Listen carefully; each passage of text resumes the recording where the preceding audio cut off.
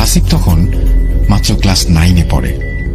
প্রত্যন্ত গ্রাম অঞ্চলে তার বেড়ে ওঠা। তার বাড়ি থেকে মাত্র 10 মিনিটের হাঁটা পথেই গ্রামের বুক চিরে বয়ে চলেছে বিশাল যমুনা নদী। ছোটবেলা থেকেই শান্ত স্বভাবের ছেলে সে। পাড়ার ছেলেদের সাথে দুরন্তপনার চেয়ে বাবার সাথে সাংসারিক কাজে সহযোগিতা করে বেশি। এজন্য খুব আড্ডা দেয়া বা বাইরে যাওয়া হয় না তার। তার নিয়মিত অভ্যেস সন্ধ্যার সময়ে হারিকেন মুছে নিয়ে পাশে রেখে পড়তে বসা, কারণ সে সময় সন্ধ্যার পরই কারেন্ট যাওয়ার এক উৎসব চলে। তাই সব গুছিয়ে নিয়ে পড়তে বসে সে। এমনি একদিন বাইরের উঠোনে বসে তার মা রান্না করছে, আর সে হ্যারিকেনের আলোতে তার নিয়মিত পড়ালেখা করছে। চারিদিক তার নিস্তব্ধতা। হঠাৎ অন্ধকার ফুরে দূর থেকে ভেসে আসছে নিড়ে উড়ে যাওয়া বকের পালের ডাক। ঠিক এমন সময় হাসিবের পেছনে থাকা জানলাটা এক ধাক্কায় খুলে গেল হুট করে। চমকে উঠে পেছনে তাকালো সে।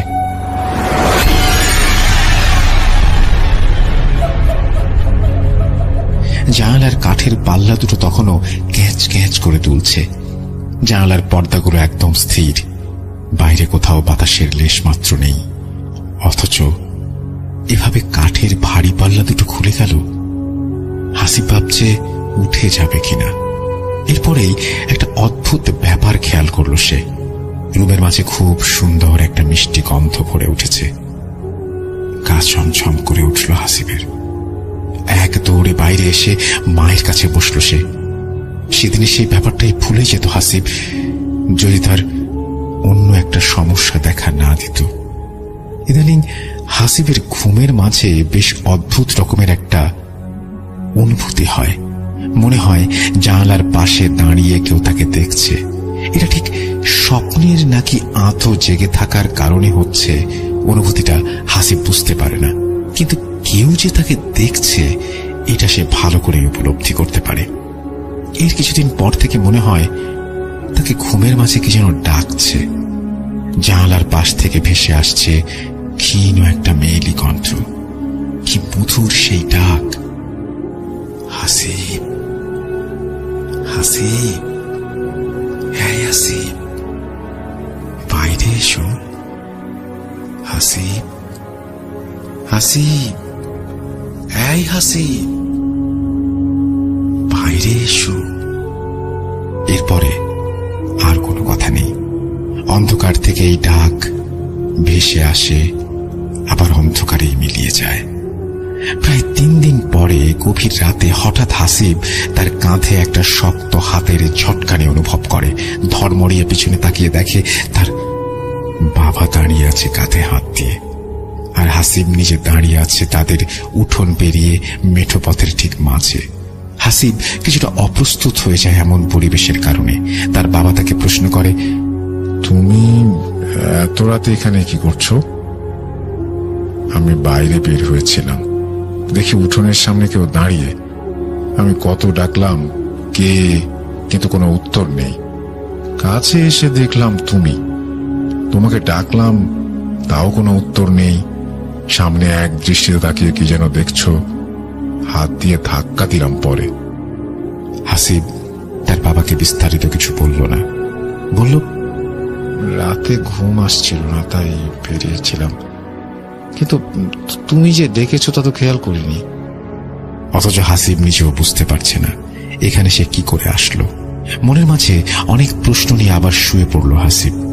কোনোভাবেই, কোনো যুক্তিতেই মিলাতে পারছে না কিছু। এত রাতে কেন, কিভাবে সে রাস্তায় চলে এলো? এভাবে কেটে গেল আরো কিছুদিন। এর মাঝে রাতে সেই ডাক হাসিব মাঝে মাঝেই শুনতে পেত। গভীর রাতে আবার সেই কণ্ঠ একদিন ভেসে আসলো হাসিবের কানে। বাইরে তখন ঘন কালো অন্ধকার। হাসিব বিছানা থেকে উঠে ঘরের দরজা খুলে বাইরে বেরিয়ে আসলো। হাসিব দরজা খুলে বের হতে একটা অদ্ভুত ব্যাপার খেয়াল করলো। বাইরে এখন ঘন অন্ধকার থাকার বদলে মনে হচ্ছে চারপাশে ভোরের আভা ফুটে উঠেছে।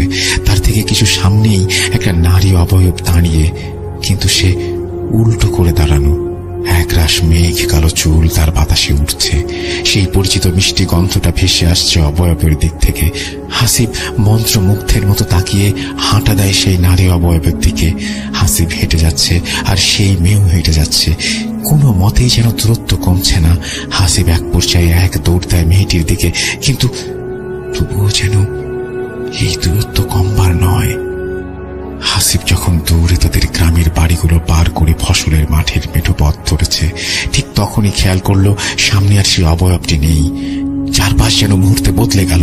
ঘন কালো রাতের অন্ধকার যেন ঘিরে ফেললো তাকে। না, এত অন্ধকারও না, হঠাৎ আলো থেকে অন্ধকার হওয়াতে একেবারে সবকিছু মিশমিশে কালো হয়ে গিয়েছিল। একটু দাঁড়াতেই চোখ সয়ে এলো অন্ধকারে। আবছা সব দেখা যাচ্ছে ক্ষীণ একটা আভায়। দূর থেকে খোলা হয়ে কাছে গেলে তা স্পষ্ট দেখা যাচ্ছে। কানে জ্বালা ধরানো ঝিঁঝি পোকার ডাক ভেসে আসতে লাগলো ফসলের মাঠ থেকে। এবার হাসিব ভয় পেতে শুরু করলো। এত গভীর রাতে বাড়ি থেকে এত দূরে কি করে? সে তো বিছানায় শুয়ে ঘুমাচ্ছিল। ঘোর ভাঙতেই তার অবয়বের ডাকের কথা মনে পড়ল। গ্রামে বলে, নিশীথে ডাকিলে বাইরে যেতে নেই। ভয়ে ভয়ে বাড়ির দিকে হাঁটা দেয় হাসিব। ফসলের জমির পাশের মেঠোপথ থেকে গ্রামের বড় মেঠোপথে উঠেই হাসিব দেখে দূরে একটা সাদা কিছু পড়ে আছে। রাস্তায় যে দিকটায় এমন সাদা কিছু দেখা যাচ্ছে, সেখানে এক পাশে বিশাল ফসলের ক্ষেত আর অন্য পাশে ছোট দুইটা মজা ডোবা, আর সেই ডোবার পাশে সারি সারি কলা গাছ। হাসিব ভাবল, রাতের আলো আধারে কলা গাছ এমন ভাবে প্রায়শই দেখা যায় গ্রামের পথে। এমন অনেক আগেও হয়েছে। ভয় পেয়ে কাছে গিয়ে দেখেছে কলা গাছ পড়ে আছে রাস্তায়। তার মাঝে আজকে একটা ভয় ঢুকেছে ভেতরে। সুতরাং এটা স্বাভাবিক। নিজেকে অভয় দিয়ে হাঁটতে শুরু করে হাসিব। আস্তে আস্তে সামনে এগোতেই সাদা জিনিসটা ধরা দিচ্ছে তার দৃষ্টিতে, আর তাতেই যেন ভয় আরো বেড়ে যাচ্ছে তার কাছে। কাছে যেতেই যেন চকচক করে উঠল সাদা বস্তুটি। আবছা অন্ধকারেও সাদা যেন চোখে ছুঁয়ে এসেছে। একটা নতুন বাঁশের চাটাইয়ের ওপর কাফন করা একটা লাশ শোয়ানো। ভয়ে হাসিবের পা যেন থেমে গেছে। তার মনে হলো পা থেকে মাথা পর্যন্ত সব একসাথে থেমে গেছে। শরীরের সমস্ত লোমগুলো যেন ভয়ে দাঁড়িয়ে গেছে। তার মনে হচ্ছে যেন শরীরের শিরা উপশিরা দিয়ে ঠান্ডা বরফের স্রোত বয়ে চলেছে। তার মনে হলো কেউ যেন কোথা থেকে আর চোখে তাকে দেখছে এবং দৃষ্টি দিয়ে গিলে ফেলছে তাকে। সময় আর যাচ্ছিল না, থেমে গেছে। মনে হচ্ছে কত ঘন্টা ধরে এই পাথরের মতো দাঁড়িয়ে আছে সে। এমন সময় হঠাৎ মনে হলো যেন মানুষের আওয়াজ শুনল সে। শরীরে যেন হঠাৎ বিদ্যুৎ খেলে গেল। সে কান খাড়া করে খুঁজছে সেই শব্দের উৎস। হঠাৎ দেখে পাশে অন্ধকার ফুঁড়ে একটা লোক বেরিয়ে আসলো তার দিকে। না, এই লোককে তার গ্রামে তো সে কখনো আগে দেখেনি। লোকটি তার দিকে এগিয়ে আসে। এসেই অনেক গম্ভীর, বেশ রাশভারী কণ্ঠে বলে, তোমাদের গ্রামে কবরস্থানটা কোন দিকে বলতে পারবে? এই কণ্ঠেই যেন লুকিয়ে আছে রাজ্যের ভয়। হাসিব তখন ভয়ে কাঁপছে। তার সারা শরীর ঘেমে যাচ্ছে। সে ভয়ে ভয়ে বলল, এই মাঠ পেরিয়ে সামনে একটা জঙ্গল আছে। সেই পাট পার হলেই বাঁশঝাড় পড়বে, সেটাতেই আমাদের গ্রামের কবরস্থান। লোকটি হাসিবকে বলল, তুমিও চলো আমার সাথে।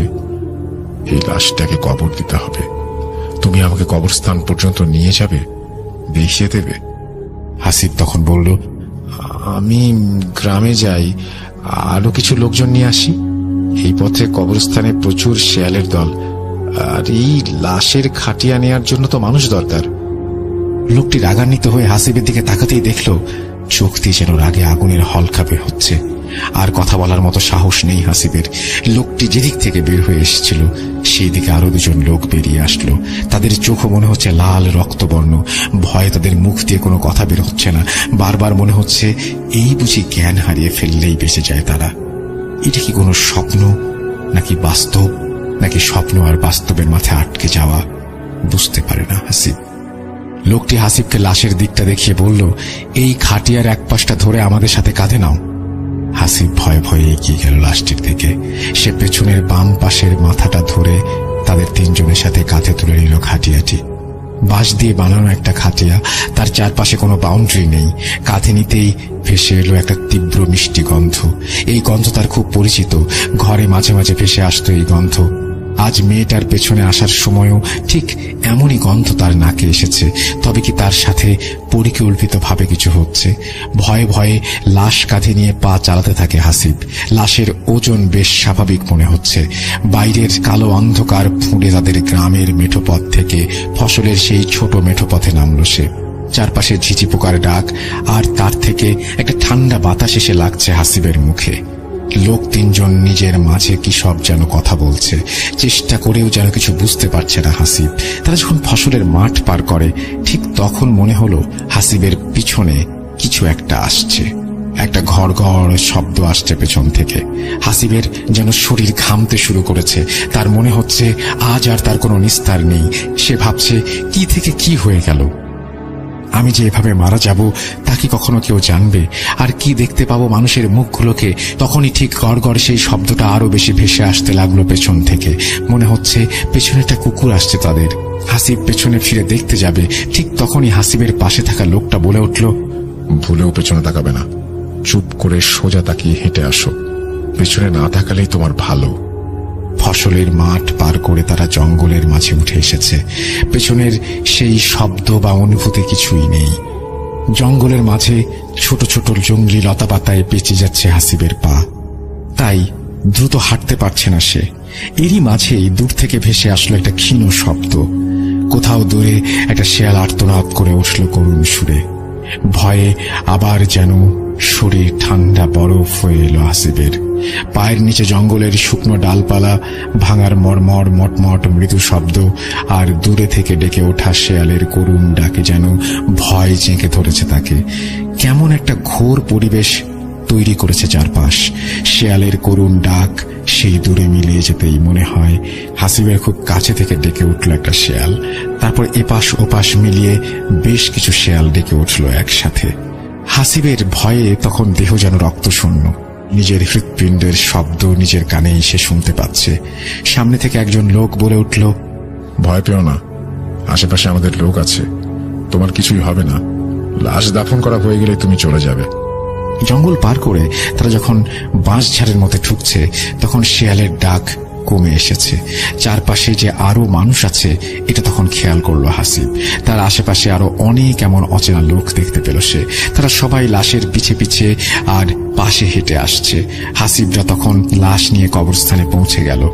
খেয়াল করলো গ্রামের অনেকের কবরগুলো ছড়িয়ে ছিটিয়ে আছে চারপাশে। এই তো কদিন আগে পাশের বাড়ির এক চাচার কবর দিয়েছিল এখানে। হাসিবও এসেছিল কবর দিতে। কবরের পাশের বাঁশের বেড়া তখনও নতুন। ঠিক তখন পিছন থেকে একজন বয়স্ক লোক এগিয়ে আসলো।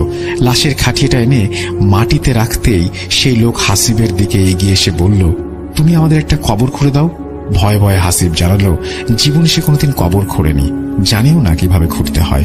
লোকটি তাকে অভয় দিয়ে বলল, আমাদের দুজন লোক তোমাদের সাথে কাজ করবে। লোকটার কথার মাঝে কোনো রাগ নেই, কেমন একটা সুন্দর কোমলতার ছাপ আছে কথায়। তার গ্রামে এমন অদ্ভুত এত ভালো লোক সে আগে কখনো দেখেনি। ভয় কিছুটা কেটে গেল তার। পাশে একটা কোদাল আর খন্তা রাখা। হাসিব সহ আরো দুজন কবর খোঁড়ার কাজে লেগে গেল। মানুষগুলো একটু পর জটলা করে দাঁড়িয়ে গল্প করছে, কিন্তু তারা ঠিক কি ভাষায় কথা বলছে তার কিছুই বুঝতে পারছে না হাসিব। কেমন একটা অস্পষ্ট লাগছে তার কাছে। সাথে থাকা দুজনের মুখেও কোনো কথা নেই। তারা এক মনে কাজ করে যাচ্ছে হাসিবের সাথে। কবর খোঁড়া শেষ। সেই বৃদ্ধ লোকটা এগিয়ে আসলো কবরের দিকে। তারপর হাসিবকে উপরে উঠতে বলল কবর থেকে। হাসিব উঠে আসলে দূরে একটা পানির পাত্র দেখিয়ে বলল, ওখানে যে নামাজের জন্য উঁচু করে নাও, জানাজা করতে হবে এখন। হাসিব পানির পাত্রের কাছে গিয়ে দেখল অনেক পুরনো একটা পিতলের বদনা, কিন্তু তা ব্যবহারের কারণে বেশ চকচক করছে। উঁচু করে সে হাসিব দেখল সবাই নামাজের জন্য কাতার বেঁধে লাইনে দাঁড়িয়েছে।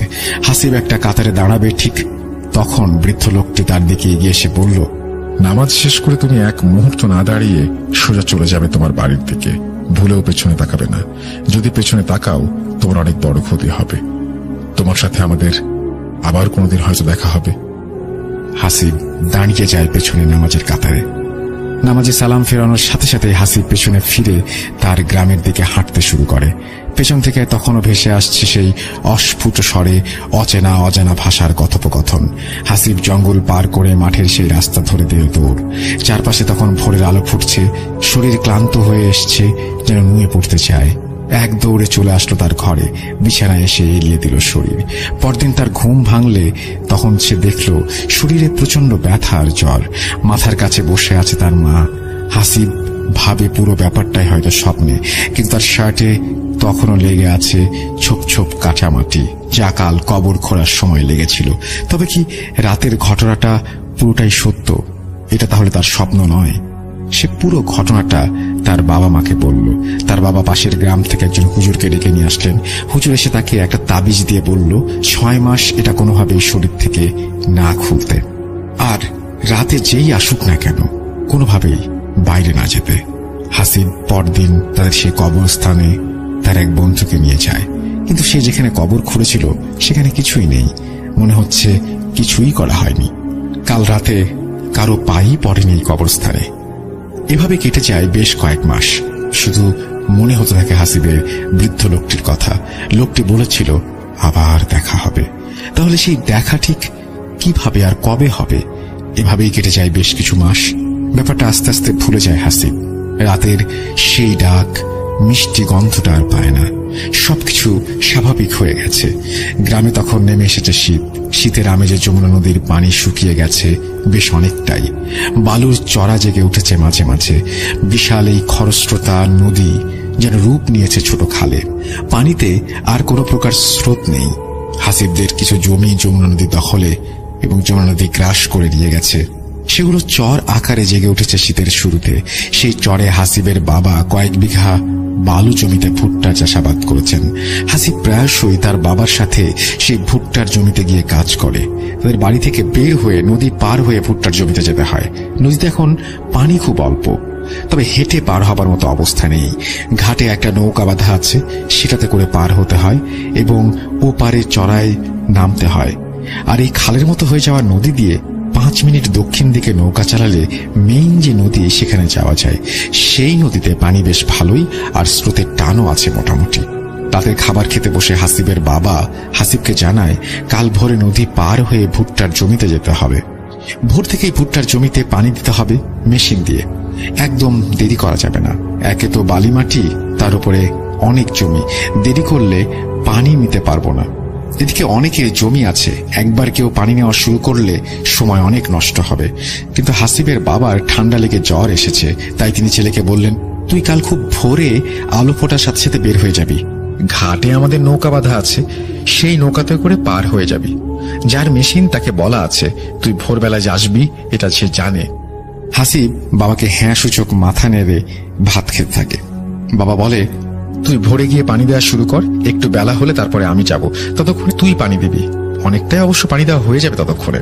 হাসিব মুখে মুখে হ্যাঁ বলে এবং সেদিন রাতে সে তাড়াতাড়ি শুয়ে পড়ে। হাসিবের ভোরে ঘুম ভাঙে এবং জানালার পাশে থাকা একটা গাছের ডালে বসা পাখির কিচিরমিচির শব্দে তার ঘুমটা ভেঙেছিল। ঘুম থেকে উঠে ভোরের আভা ফুটতে শুরু করেছে চারপাশে। অন্ধকারাচ্ছন্ন ভাবটি তখনও কাটেনি। কুয়াশা পড়েছে, আশেপাশে মাত্র কয়েক হাতের বেশি জায়গা দেখা যাচ্ছে না, অর্থাৎ ভিজিবিলিটি অনেক কমে গেছে। বাইরে অসম্ভব ঠান্ডা। হাসিব হাত মুখে পানি দিয়ে বেরিয়ে যায় বাড়ি থেকে। শীতের এই ভোরে গ্রামের প্রায় সবাই ঘুমিয়ে থাকে। আশেপাশের কুয়াশার আড়ালে থাকা গাছ থেকে মাঝে মাঝে ভেসে আসে পাখির ডাক আর তাদের ডানা ঝাপটানোর শব্দ। গ্রামের মেঠোপথ শেষ করে হাসিব তখন নদীর ঘাটে এসে দাঁড়ালো। যখন নদীর ঘাটে এসে দাঁড়ালো তখন আশেপাশে কোনো মানুষের চিহ্ন নেই। আস্তে আস্তে নেমে গেল নৌকার দিকে। নদী এলাকায় ছোট থেকে বেড়ে ওঠা, তাই নৌকা চালানো বেশ ভালোই শিখেছিল হাসিব। এইসব ঘাটে সাধারণত মাঝি থাকে না। গ্রামের প্রায় অনেকেরই নিজস্ব নৌকা আছে। হাসিব হেঁটে ঘাটে নামে এবং নৌকা বাঁধার জায়গায় নেমে আসে, কিন্তু তাদের নৌকা বাঁধা নেই। কুয়াশায় ভালো দেখাও যাচ্ছে না কিছু। হাসিব একটু সামনের দিকে এগিয়ে যায়। এগোতে দেখে তাদের নৌকা। মনে করে ঘাটে জায়গা ছিল না বলে বাবা হয়তো এখানে বেঁধে রেখে গেছেন। হাসিব নৌকাটা একটা ধাক্কা দিয়ে লাফ দিয়ে নৌকায় উঠে বসে। বইটা হাতে নিয়ে পাড়ের বালিতে ঠেকিয়ে সামনের দিকে এগিয়ে যায়। কি যে কুয়াশা পড়েছে আজ, কিছুই দেখা যাচ্ছে না সামনে। নৌকার এ মাথায় বসে নৌকার ও মাথা ঠিক করে দেখা যায় না। আবছা ধোয়াটে একটা ভাব ঘিরে ধরেছে তাকে। নৌকা সোজা চালিয়ে নদীটা পার হতে 4 থেকে 5 মিনিটের মতো লাগে। হাসিব খেয়াল করল নদীর পানির ওপরে কুয়াশাগুলো কত সুন্দর করে কুণ্ডুলি পাকিয়ে যাচ্ছে। মনে হচ্ছে পানিগুলোকে বারবার ছুঁয়ে দিয়ে যাচ্ছে তারা। শীতকাল মানেই নদীর পানিতে কুয়াশার এক অপরূপ সৌন্দর্য। এসব খেয়াল করতে করতে নৌকার মাথার সামনের জায়গাটা কিছু একটার সাথে ধাক্কা খেয়ে আটকে গেল। হাসিবের মনে হলো নদী পার হয়ে সে ওপারে চলে এসেছে। সে বইটা হাতে নিয়ে নৌকার গোলয়ের ওপরে রাখে ও মাথার দিকে চলে যায়। মাথায় গিয়ে নৌকা থেকে নামতে যাবে, ঠিক তখনই সে খেয়াল করলো আরে এটা তো তাদেরই ঘাট। মাত্রই তো এখান থেকে নৌকাটা নিয়ে এসে সে ওপারের জন্য যাবে বলে প্রস্তুতি নিল, চালাতে শুরু করলো, তাহলে আবার ঘাটে আসলো কি করে? একটু চিন্তার ভাঁজ পড়ল তার কপালে। পরক্ষণে সে বুঝতে পারল কুয়াশা আর নদীর সৌন্দর্য দেখতে গিয়ে হয়তো কখন সে নৌকার মাথা ঘুরিয়ে ফেলেছে নিজেই বুঝতে পারেনি। মনে মনে কিছু একটা ভেবে সে হেসে উঠল। নৌকায় আবারও উঠল সে এবং চালাতে শুরু করলো। এবার সে দেখবে মাথা কই গিয়ে ঘুরে যায়, কিন্তু এত কুয়াশা যে ভালো করে কিছুই দেখা যাচ্ছে না।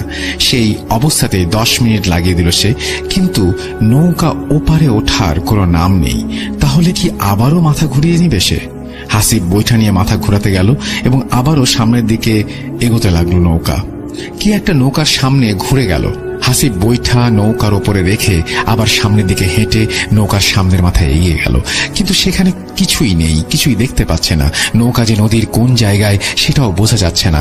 ভিজিবিলিটি নাই কুয়াশার কারণে, সামনে যতটুকু দেখা যায় ততটুকু পানি। হাসিব চিন্তা করলো এতক্ষণে তো ওপারে পৌঁছে যাওয়ার কথা।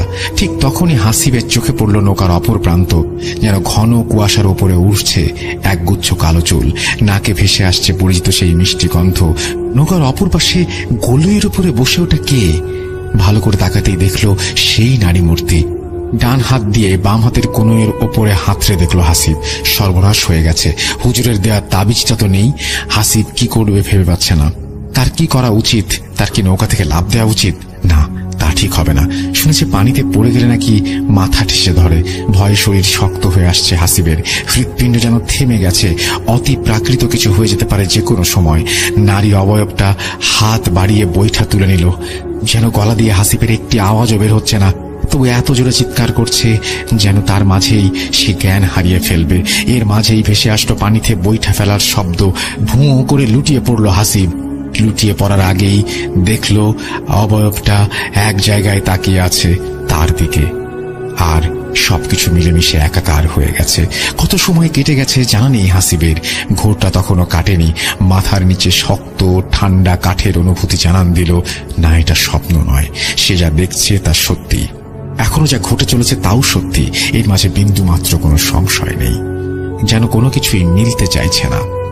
অতি কষ্টে চোখ মেলে দেখা যাচ্ছে শুয়ে থেকে নৌকা তখনও চলছে দুরন্ত গতিতে। চারপাশে কুয়াশার ভাবটা কেটে গেছে অনেকটাই, কিন্তু ঘন অন্ধকারাচ্ছন্ন চারপাশ মনে হচ্ছে গিলে খাচ্ছে তাকে। দুটো বন জঙ্গলের মতো কিছু পরিলক্ষিত হচ্ছে। চারিদিকে অনেক বেশি নিস্তব্ধ।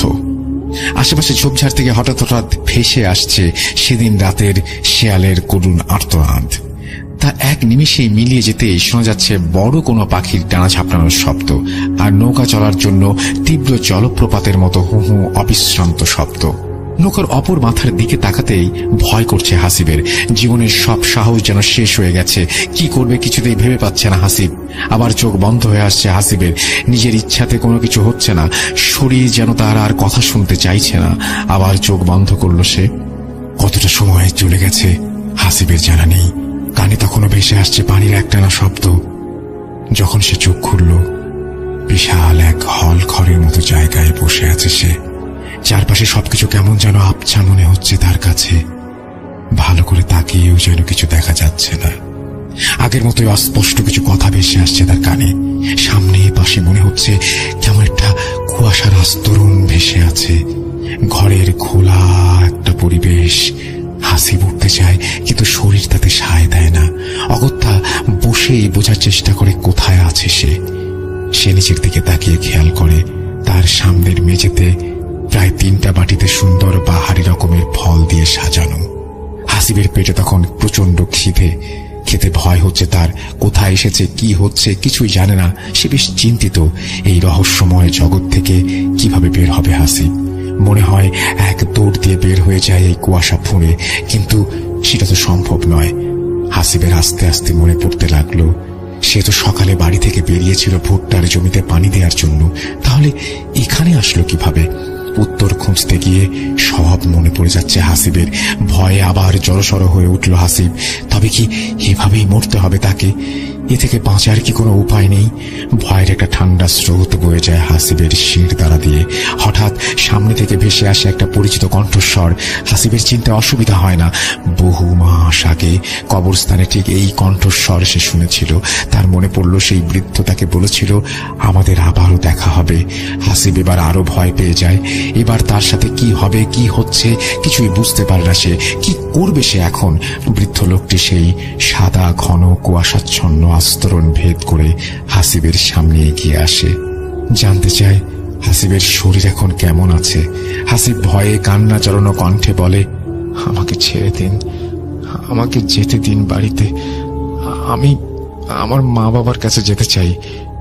বৃদ্ধ লোকটি তাকে অভয় দিয়ে বলল, ভয় নেই, তোমাকে তোমার বাড়িতে পৌঁছে দেওয়া হবে। তুমি এখন এই ফলগুলো খেয়ে নাও, সারাদিন কিছুই খাওনি। হাসিব জিজ্ঞেস করে, আমি এখন কোথায় আছি?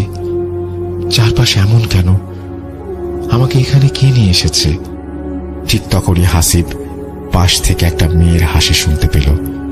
মৃদু হেসে থেমে গেল মেয়েটি। লোকটি হাসিবের দিকে তাকিয়ে বলল, যে তোমাকে নিয়ে এসেছে সে আমার মেয়ে। তোমাকে তার ভালো লেগেছে বলে দুষ্টুমি করে তোমাকে এখানে নিয়ে এসেছে। তবে তুমি কোথায় আছো এটা জানার দরকার নেই, বা তুমি বুঝতেও পারবে না। তোমাকে তোমার ঠিকানায় রেখে আসা হবে। তোমার কোনো ক্ষতি হবে না, ভয়ের কিছু নেই, তুমি খেয়ে নাও। এরপরে লোকটি আবার যেন মিলিয়ে গেল। আবার দূরে থেকে ভেসে আসলো। লোকটি কারোর সাথে রাগান্বিত হয়ে কি যেন বলছে অন্য ভাষায়, যা বোঝার ক্ষমতা বা পরিস্থিতি কোনোটাই নেই হাসিবের। সামনের বাটি থেকে হাসিব কয়েকটা আঙুর মুখে তুলে নিল। এরপরে আর কিছুই মনে নেই তার। প্রচন্ড ঠান্ডায় হাসিবের শরীর কাঁপছে। হিম ঠান্ডা হু হু বাতাস এসে লাগছে হাসিবের মুখে। চোখ খুলতেই একরাশ বালির ঝাপটা এসে লাগলো তার মুখে। ক্ষীণ হয়ে ভেসে আসছে পানির শব্দ। মনে হচ্ছে পানির ঢেউ এসে ধাক্কা দিচ্ছে কোনো পাড়ে। চোখ বন্ধ করে ফেলল হাসিব। হাত নাড়তেই বুঝতে পারল বালির মাঝে শুয়ে আছে সে। তাড়াতাড়ি করে উঠে বসল হাসিব। চারপাশে ঘন কালো অন্ধকার। এক মুহূর্তের জন্য বুঝতে চেষ্টা করলো কোথায় আছে সে, কিন্তু কিছুতেই বুঝতে পারছে না। এই ঘন কালো অন্ধকারের জন্য কোন দিকে যাবে, কি করবে তাও বুঝতে পারছে না।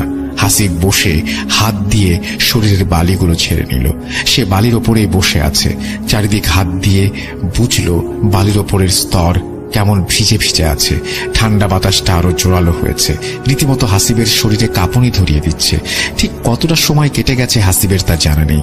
হঠাৎ দূর থেকে ভেসে আসছে আজানের শব্দ। খুব ক্ষীণ হয়ে বাতাসে ভেসে আসছে হাসিবের কানে। এরপর যেন আবার মিলিয়ে গেল শব্দটি। আবার সেদিন ভোরের মতো চারিদিকে ফুটে উঠল সকালের আভা। চারিদিক আবছা দেখা যাচ্ছে তখন। আর কিছু সময় কেটে যাওয়ার পর বেশ ভালো করে দেখা যাচ্ছে চারপাশ। হাসিব উঠে দাঁড়ালো। ঘন কুয়াশা যেন এই ফাঁকা জায়গা গিলে খেয়েছে। বেশি কিছু দেখা যাচ্ছে না চারপাশে। হাসিব একদিকে হাঁটতে শুরু করলো। কিছু দূর যেতেই তার সামনে পড়ল ভুট্টার জমি। এতক্ষণে হাসিব বুঝতে পারল সে তার নদীর এপারে এসেছে। হাসিব উল্টো ঘুরে নদীর দিকে দিল দৌড়। কিছুটা সামনে গিয়ে দেখলো পরিচিত সেই নদী। সে কি তাহলে এতক্ষণ এগুলো স্বপ্ন দেখলো নদীর পাড়ে শুয়ে শুয়ে? আর এই স্বপ্নই যদি সে দেখবে তাহলে নদীর এপারে তার নৌকা এলো কিভাবে? তাহলে কি এতক্ষণ এগুলো স্বপ্ন দেখলো নদীর পাড়ে শুয়ে? আর স্বপ্ন যদি দেখবে তাহলে নদীর এপারে নৌকা এলো কিভাবে? নৌকা ছাড়া এপারে আসা সম্ভব নয়। আর কিছু ভাবতে পারছে না হাসিব।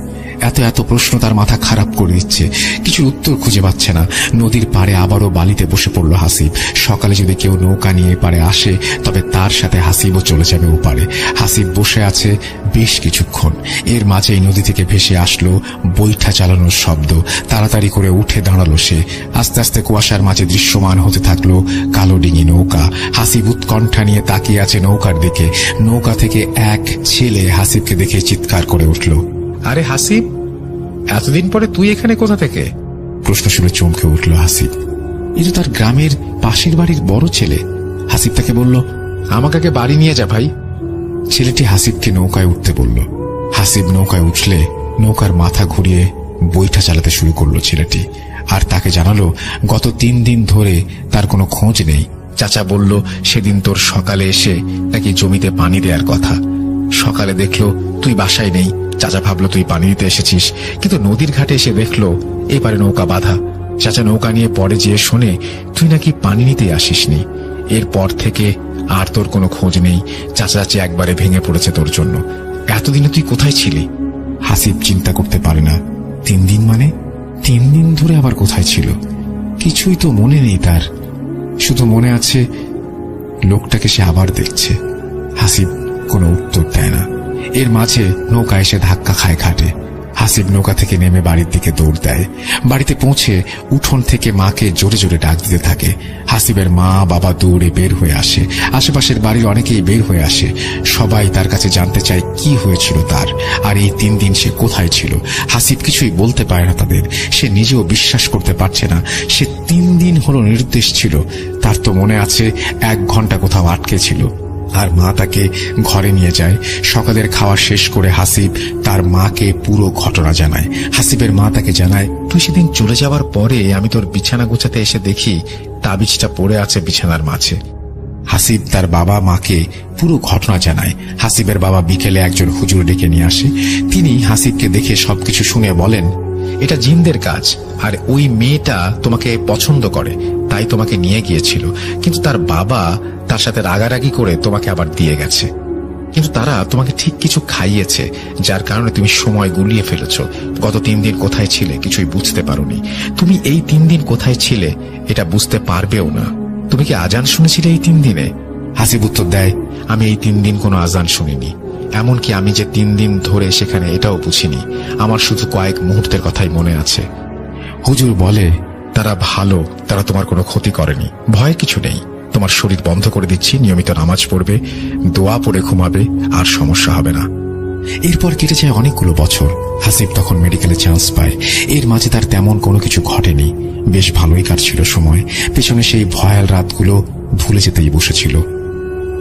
মানব দেহ নিয়ে যেহেতু পড়া, এই সম্পর্কে যতটা ভালো জানা যায় তার সর্বোচ্চ চেষ্টা করছে সে। তাই সে স্যারকে বলে মর্গে কোনো পোস্টমর্টেম হলে মাঝে মাঝে সেখানে উপস্থিত থাকার ব্যবস্থা যেন করে দেয় সে। বিভিন্ন সময়ে বিভিন্ন লাশের মৃত্যু রহস্য নিয়ে বেশ আগ্রহ থাকত তার। সেই সুবাদে মর্গের ডোম আর দারোয়ানদের সাথে বেশ ভালোই খাতির চলে যায়। হঠাৎ একদিন তার স্যারের সাথে দেখা এক ছুটির সময়ে। মেডিকেল কলেজ কদিন বন্ধ, প্রায় সবাই চলে গেছে গ্রামে। হাসিব কথায় কথায় স্যারের কাছে জানতে পারল মর্গে একটা মেয়ের পোস্টমর্টম হবে কাল। স্যার নিজেও থাকবেন তখন। সেও যদি চায় থাকতে পারে। হাসিব কিছু না ভেবেই সানন্দে রাজি হয়ে গেল। সারাদিন কাজ থাকবে, তাই রাত 9টার দিকে পোস্টমর্টম শুরু হবে বলে হাসিবকে জানিয়ে দিল। আর নির্দিষ্ট সময়ের মাঝে যেন হাসিব মর্গে উপস্থিত হয় এটাও বলে স্যার চলে গেলেন। হাসিব ভেবেছিল রাতে সে বাড়ি চলে যাবে, কিন্তু স্যার নিজে থাকবেন, অনেক কিছুই জেনে নেওয়া যাবে তখন। সেজন্য একদিন বেশি থেকে গেলে তেমন কোনো অসুবিধা নেই। পরদিন ঠিক রাত 8:30টায় হাসিব বের হয়ে যায় বাসা থেকে। মোটামুটি বাসা ফাঁকা। তার রুমমেট আর ক্লাসমেট সে গ্রামে চলে গেছে ছুটিতে। পাশের এক রুম ফাঁকা, তারাও চলে গেছে। তার আরো পরে একটা রুম, সেখানে এক বড় ভাই থাকে। বাসা থেকে বের হয়ে দরজায় তালা লাগিয়ে হাঁটতে শুরু করে হাসিব। যেখানে সে থাকে সেখান থেকে মর্গে যেতে 15 মিনিটের বেশি সময় লাগার কথা নয়। হাসিব আলো আধারিতে ল্যাম্পপোস্টের আলোয় হাঁটছে আর ভাবছে মর্গগুলো সবসময় নির্জন জায়গায় হয় কেন? এটাও তো হাসপাতালের একটা অংশ, কিন্তু তারপরে একটু দূরে জঙ্গলে ঘেরা জায়গাগুলোই কেন বেছে নেওয়া হয় মর্গের জন্য? মনে হয় ভুতুরে পরিবেশের পূর্ণ রূপ দিতেই এই ব্যবস্থা। মনে মনে হেসে হাসিব মর্গের কাছে চলে যায়। মর্গ থেকে বেশ খানিকটা সামনে একটা ল্যাম্পপোস্টের পাশে 2 হাত লম্বা একটা লাঠি হাতে চেয়ারে বসে আছে মর্গের দারোয়ান। হাসিবকে দেখে সে বসা থেকে উঠে দাঁড়ায়। কি মামা, আজ আবার কোনো কাটাছেড়া আছে নাকি? হাসিব হেসে তার দিকে এগিয়ে গিয়ে বলে, কাটাছেড়া ঠিক না, কাটা সেলাইয়ের কাজ আছে বলে হেসে ওঠে দুজন। হাসিব জিজ্ঞেস করে, ডোম আর স্যার এসেছে নাকি? দারোয়ান জানায়, এখনো কেউ আসেনি, আর আজ যে পোস্টমর্টম হবে সেটাও সে জানে না। তবে হাসিবের কথা শুনে সে জানায় একটা মেয়ের লাশ এসেছে গতকাল। মনে হয় কিছু দিয়ে ঝলসে দেয়া হয়েছে তার চেহারাটা। বেশ ভয়ানক হয়ে আছে দেখতে। দেখলেই গা কেমন ছমছম করে। আর কিছুক্ষণ আগে আরো একটা লাশ এসেছে, জমি সংক্রান্ত জেরে খুন করা হয়েছে। গল্প করতে করতে এগিয়ে যাচ্ছে ঘড়ির কাঁটা। সময় তখন রাত 9টার ঘর ছুঁয়ে ফেলেছে। এখনো কেউ আসছে না, এটাই চিন্তা করছে হাসিব। চিন্তার ফাঁকে মর্গের দিকে তাকিয়ে আছে সে। টিমটিমে একটা লাল লাইট জ্বলছে বাইরের দরজার উপর। তার আলোয় ছোট পিচের রাস্তাটা চকচক করছে। আশেপাশে কিছু ছোট ছোট বড় গুলমলতার ঝোপ রয়েছে। আর সেখান থেকেই থেমে থেমে ভেসে আসছে ঝিঝি পোকার ডাক। হাসিব কি মনে করে এগিয়ে যায় মর্গের দিকে। পেছন থেকে দারোয়ান বলে ওঠে, এই মামা, ওদিকে কই যান? কেউ তো নেই ওখানে। হাসিব পেছনে না তাকিয়ে বলে, সমস্যা নাই, ডুম বা স্যার আসলে তুমি পাঠিয়ে দিও, আমি একটু ঘুরে আসি মর্গের পাশ থেকে। আর কিছু বলল না দারোয়ান। হাসিব মর্গের দিকে এগিয়ে যাচ্ছে আর নিজেই নিজের সাহস দেখে অবাক হচ্ছে। এই অন্ধকার রাতে এক রুমে বন্দি দুটা লাশের দিকে এগিয়ে যাচ্ছে সে, অথচ নিজের মাঝে কোনো ভয়ের অনুভূতিই নেই। হাসিব মর্গের সামনে গিয়ে দাঁড়ায়। চারপাশে ঘন অন্ধকার, একটা লাল লাইট যতটা পারে আলোকিত করছে সামনের অংশ। মর্গের এখানে দাঁড়িয়ে দারোয়ানের দিকে তাকিয়ে সে দেখে লাঠির ওপরে ভর দিয়ে সে ঝিমুচ্ছে। দরজায় তালা লাগানো নেই, বাইরের দিক থেকে হ্যাজবোল আটকে দেয়া। হাসিবের একবার মনে হলো সে মর্গের ভেতরে ঢুকে যায়। একা একা মর্গের ভেতরে যাওয়ার অভিজ্ঞতা কেমন এটা দেখার লোভ সামলাতে পারছে না সে। হাত বাড়িয়ে খুলে ফেলল ঘরের দরজা। ঘরের মাঝে যেন আবারও ঘন কালো গুমট অন্ধকার, সেই সাথে মাংস পচা একটা আষ্টে গন্ধ তার নাকে এসে লাগছে। হাত বাড়িয়ে দরজার পাশে সুইচে চাপ দিল হাসিব। মুহূর্তেই ঘরের মাঝের সব অন্ধকার মিলিয়ে গেল। হাসিবের সামনে দৃশ্যমান হয়ে উঠল স্ট্রেচারে রাখা সাদা কাপড়ে দুটো লাশ। একটা লাশের উপরে সাদা কাপড়ে ছোপ ছোপ রক্তের দাগ, আর একটি লাশের কাপড়ে কেমন কালচে দাগ জায়গায় জায়গায়। রুমটা বেশ ভালোই বড় ছিল। রুমের মাঝে ওপর থেকে ঝুলতে থাকা রড লাইটটা একটু যেন বাতাসে দুলছে। রুমের এক কোণে রাখা কালচে দাগের কাপড়ে ঢাকা সেই লাশটি, আর রক্তের দাগ লাগা কাপড় দিয়েই ঢাকা সেই লাশ রাখা আছে লাইটের নিচের দিকে। রুমের মাঝ বরাবর হাসিব এগিয়ে গেল মাঝে রাখা লাশটির দিকে। ওপর থেকে সাদা কাপড়টা সরাতেই দেখল চোখ খুলে নিথর পড়ে আছে 40 বছরের এক লোক। তার চোখ খোলা, এবং চোখ খোলা দেখে এক মুহূর্তে ভয় পেয়ে যায় হাসিব। মনে হয় এক দৃষ্টিতে সে তাকিয়ে আছে তার দিকে। তাড়াতাড়ি করে মুখটা ঢেকে দেয় হাসিব। এবার কোনায় থাকা লাশটির দিকে এগিয়ে যায়। লাশটার কাছে এগোতে একটা পচা গন্ধ নাকে এসে লাগে। হাসিব কাছে যে কাফনের কাপড়টা সরাতেই চমকে উঠল। মুখের চেহারা কিছুই ঠিক বোঝা যাচ্ছে না। চোখ দুটো মনে হচ্ছে ভেতরে ঢুকে গেছে, চোখের জায়গায় বড় গর্তের মতো। এত ভয়ানক লাশ সে আগে কখনো দেখেনি। এবার সে ভয় পেতে শুরু করে। কোন সাহসে এখানে একা একা এসেছিল সেটা এখন ভাবতেও পারছে না, মাথা কাজ করছে না তার। সে তাড়াতাড়ি করে কোনো মতে লাশের ওপরের কাপড়টা ফেলে দিয়ে যেই পেছনে ঘুরেছে, ঠিক তখনই একটা শব্দ। রুমের ভেতরে জ্বলতে থাকা বাল্বটি ভেঙে চুরমার হয়ে মেঝেতে পড়ে যায়। এক নিমিষের মাঝেই অন্ধকার নেমে আসে। চারিদিক গুমট অন্ধকার, তার সাথে পাল্লা দিয়ে বাড়ছে মৃতদেহের পচা গলা গন্ধ। হাসিবের স্পষ্ট মনে আছে সে রুমের দরজা খুলে ভেতরে এসেছিল। রুমে অন্ধকার হলেও বাইরে দরজার ওপরে আলো রুমে আসার কথা, আর দরজা দিয়ে বাইরের ল্যাম্পপোস্টের আলো দেখতে পাওয়ার কথা। কিন্তু না, কোথায় সেই দরজা? এই যে নিশ্চিদ্র অন্ধকার। হাসিবের মনে হচ্ছে এক কবরের মাঝে সে, কোথাও কোনো আলো নেই। হাসিব কি করবে বুঝতে পারছে না। শরীর ঘেমে গোসল হয়ে যাচ্ছে তার। মনে মনে দরজার অনুমান করে সামনের দিকে এগিয়ে যায় হাসিব। কয়েক পা এগিয়ে আসতেই ভয়ে তার দুই পা জড়িয়ে যায়। রুমের সাথে থাকা স্ট্রেচারের ওপরে থাকা সেই লাশের ওপরে পড়ে যায় সে। হাতের নিচে ঠান্ডা শরীরের একটা অনুভব ভয়ের শেষ পর্যায়ে নিয়ে যায় তাকে। তাড়াতাড়ি উঠতে যাবে, ঠিক তখনই মনে হলো, আরে লাশটা তো নড়ে উঠল হাতের নিচটায়। হাসিবের শীষ দ্বারা দিয়ে একটা ভয়ের স্রোত বেয়ে যায়। লাশের মতো তার শরীরও ঠান্ডায় জমে গেছে মনে হচ্ছে। সে গলা ফাটিয়ে চিৎকার করার ব্যর্থ চেষ্টা করলো কয়েকবার। সে দৌড়ে চলে আসলো দরজার দিকে। এসেই দেয়ালের সাথে একটা ধাক্কা খেল। রুমের মাঝে তখনও একরাশ অন্ধকার। হঠাৎ রুমের মাঝে সকল নীরবতা ভেঙে খুটখাট শব্দ শুরু হলো। সাথেই ধপ করে কিছু একটা মেঝেতে পড়ার শব্দ ভেসে আসলো ঘরের কোণা থেকে। হাসিবের মনে হয় আজ আর তার নিস্তার নেই। নিজের উপরে প্রচন্ড রাগ হতে থাকে। কেন সে এখানে এসেছিল? হাতড়ে দরজা খুঁজতে থাকে সে, কিন্তু কোথায় সেই দরজা? সব দিকেই তো সলিড দেয়াল। চোখ ভিজে কান্না চলে আসে হাসিবের। পেছন থেকে স্ট্রেচার টানার শব্দ আসছে। হাসিব দেয়াল হাতড়ে খুঁজে পায় রুমের দরজা। জোরে জোরে ধাক্কা দিতে থাকে হাসিব। একটু পরে দরজা খুলে যায়। রুমের বাইরে দাঁড়িয়ে আছে সেই দারোয়ান। হাসিব যেন তাকে দেখেই জড়িয়ে ধরে কান্নায় ভেঙে পড়ল। তার শরীর এখনো কাঁপছে থরথর করে। দারোয়ান হাতে থাকা লাইটটা রুমের দিকে মারতেই তারা দেখে রুমের মাঝে থেকে ছেলের লাশের ওপরে থাকা সাদা কাপড়টা নিচে পড়ে আছে, আর রুমের কোনায় থাকা মেয়ের লাশটা উপুর হয়ে পড়ে আছে মেঝেতে। লাশ এমন এলোমেলো হয়ে আছে কেন তা বুঝতে পারে না কেউ। মেয়েটির লাশই বা কি করে মেঝেতে পড়ল তারও কোনো উত্তর নেই তাদের কাছে। হাসিব আর কিছুই বলতে পারে না। দারোয়ান তাকে ধরে নিয়ে আসে বাইরে আলোতে। দারোয়ান তাকে একটি চেয়ারে এনে বসিয়ে দেয়। পানি খেয়ে যেন আবারও প্রাণ ফিরে পায় হাসিব। হাতে থাকা বোতল এক চুমুকে প্রায় অর্ধেকটা পানি খেয়ে শেষ করে। তারপর সে দারোয়ানের দিকে তাকায়। দারোয়ান তাকে জিজ্ঞেস করে, মামা, কি হয়েছিল আপনার? আমি এখানে বসে একটু ঝিমুনি ধরে গিয়েছিল, তারপরেই কানে আসতে লাগলো দরজায় ধুপধাপ শব্দ। আমিও তো প্রথমে ভয় পেয়ে গিয়েছিলাম, কি যে হলো। পরে মনে হলো আপনি তো গিয়েছিলেন ওদিকে, তাই দৌড়ে চলে গেলাম। হাসিব দারোয়ানকে পুরো ঘটনা বলল, কিন্তু দারোয়ান জানালো রুমের দরজা তো খোলাই ছিল, শুধু ভেজানো ছিল। হাসিব বলল, আমি তো কোনো আলোই দেখতে পাচ্ছিলাম না। দরজা খুলতে চেষ্টা করলাম, কিন্তু কিছুতে খুলতে পারছিলাম না। দারোয়ান তাকে জানালো, আজ স্যার আসতে পারবেন না, তাই পোস্টমর্টম হবে না। আমাকে একটু আগে ওয়ার্ড বয় এসে বলে গেল, আর সেটা আপনাকে জানানোর জন্যই গিয়ে দেখি এত সব কাহিনী। একটু ধাতস্থ হয়ে হাসিব উঠে আবার বাসার দিকে হাঁটা দিল। বাসার দিকে হেঁটে যেতেও তার কেমন ভয় করছিল। মনে হচ্ছিল চারপাশ ঘন অন্ধকারে ভরে যাবে, আবারও ঘিরে ধরবে সেই গুমোট অন্ধকার। এই বুঝি কেউ উকি দিয়ে দেখছে তাকে, পেছনে কি কেউ হেঁটে আসছে। এত সব চিন্তা নিয়ে ভয়ে ভয়ে বাসায় পৌঁছে গেল হাসিব।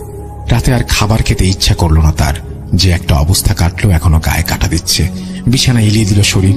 এমনিতে একদম অন্ধকার ঘর ছাড়া ঘুমোতে পারে না হাসিব, কিন্তু আজ তার সাহস হলো না ঘর অন্ধকার করতে। মনে হলো অন্ধকার করলে আবার বুঝি কিছু একটা হবে, কিছু একটা ঘটে যাবে তার সাথে। রুমে থাকা হালকা নীল কালারের একটা ডিম লাইট অন করে দিল সে। হালকা নীল আলোতে চারপাশ কেমন মায়াবী লাগছে। সব প্রশ্নগুলো মাথায় ঘুরছে, উত্তর খোঁজার চেষ্টা করছে হাসিব, কিন্তু কিছুতেই হিসাব মিলছে না। কি থেকে কি হলো সঠিক কোনো কিছুরই উত্তর দাঁড় করাতে পারছে না। মানুষ যখন কোনো জিনিসের উত্তর খুঁজে না পায়, তখন তার সাথে থাকা ভয়টি আরো বেশি জেগে ধরে। হাসিবের ক্ষেত্রেও তার ব্যতিক্রম নয়। একসময় মস্তিষ্ক ক্লান্ত হয়ে ঘুমের দেশে পাড়ি জমায় হাসিব। রাত তখন কটা হবে জানা নেই। চারিদিকে নিস্তব্ধতা। ঘরে থাকা ঘড়ির কাঁটার টিকটিক শব্দটা শুধু হালকা হালকা কানে ভেসে আসছে।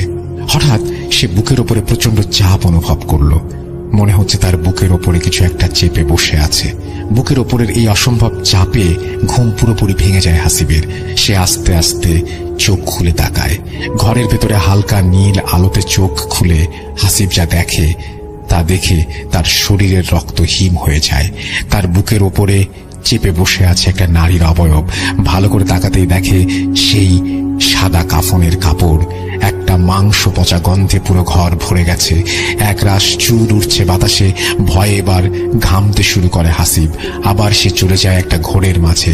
সে কি আসলে বাস্তবেই এটা দেখছে, নাকি এটা কোনো স্বপ্ন? আজও তার শরীর সায় দিচ্ছে না তার সাথে। অনেক চেষ্টা করেও হাত পা কিছুতেই নাড়াতে পারছে না হাসিব। এমনকি তার গলা দিয়েও কোনো শব্দ বের হচ্ছে না।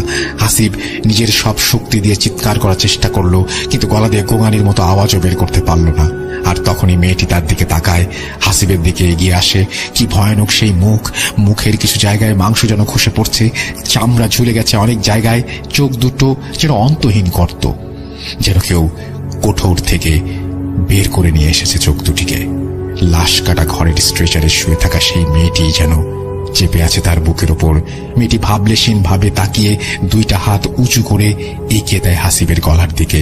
হাতের চামড়া দেখে এতটাই ফ্যাকাশে মনে হচ্ছিল, নীল আলোতেও মনে হচ্ছিল তার শরীরে কোনো রক্ত অবশিষ্ট নেই। হঠাৎ হাত দুটি এসে চেপে ধরে হাসিবের গলা।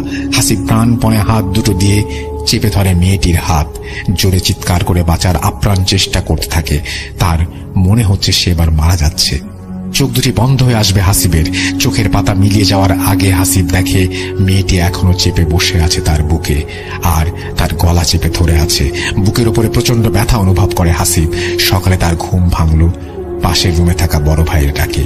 বিছানায় উঠে বসে হাসিব আর ভাবতে থাকে রাতে কি হয়ে গেল তার সাথে। সে কি আসলেই স্বপ্ন দেখছে, নাকি সত্যি রাতে মর্গের সেই মেয়েটি এসেছিল? আর চিন্তা করতে পারছে না হাসিব। বিছানা থেকে উঠতে গিয়ে বুকের ওপরে প্রচন্ড একটা ব্যথা অনুভব করে। বুকের মাঝে ধক করে ওঠে। তবে কি? বাথরুমে থাকা আয়নার সামনে যেতেই দেখে গলায় লাল রক্ত জমাট বেঁধে আছে। মনে হচ্ছে কয়েকটি আঙুলের দাগ বসে আছে গলায়। ভয়ে কুঁকড়ে যায় হাসিব। এর মানে রাতের ঘটনা মিথ্যা বা স্বপ্ন নয়। রাতে সে যা দেখেছে তা পুরোটাই সত্যি। আর এক মুহূর্ত এখানে নয়।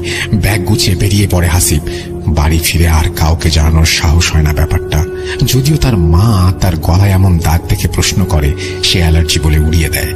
ছুটি শেষ করে এসে হাসিব সেই বাসা ছেড়ে দিয়ে নতুন বাসায় ওঠে। এরপরে আর তেমন কোনো সমস্যা হয়নি বা ঘটেনি। তার সাথে অনেক আগে থেকে ঘটে যাওয়া সেই ঘটনার সাথে এই ঘটনার কোনো যোগসূত্র আছে কিনা তাও এখনো বুঝতে পারে না হাসিব। সেই রাতে কেনই বা এমন কিছু ঘটেছিল তার সাথে, এর কোনো সঠিক ব্যাখ্যাও সে দাঁড় করাতে পারে না। মেয়েটি কি তাকে কিছু বলতে চেয়েছিল? বলতেই যদি চাইবে, তবে এমন করে বুকের উপরে গলা চেপে ধরে বসেছিল কেন? কিসের রাগ ছিল তার উপর? এমন অনেক প্রশ্ন আজও আছে অন্ধকারে। এর সঠিক উত্তর আজও মেলানোর চেষ্টা করছে হাসিব। হাসিব এখনো ভয়ে থাকে আবার কবে তার জীবনে নেমে আসে এমন ঘন কালো অন্ধকারের রাত, এমন কালো অন্ধকারের ঘোর।